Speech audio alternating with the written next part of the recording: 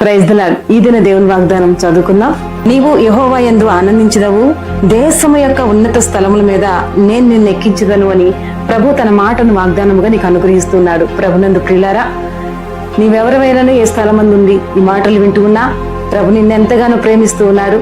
ఆయన కన్ను దృష్టి నీపై నిలిపి ఈ వాగ్దానం నీ పట్ల నెరవేర్చుటకు నీ ఎద్దుకు వస్తూ ఉన్నాడు.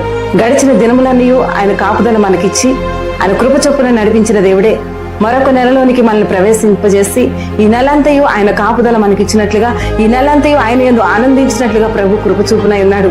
దేవుని మాట యందు వాగ్దానమందు నమ్మికించిన నీవు ఇహపర సంబంధమైన దీవెనలతో నింపాలని దేవుని సన్నిధిలో ప్రార్థించి ప్రారంభించు.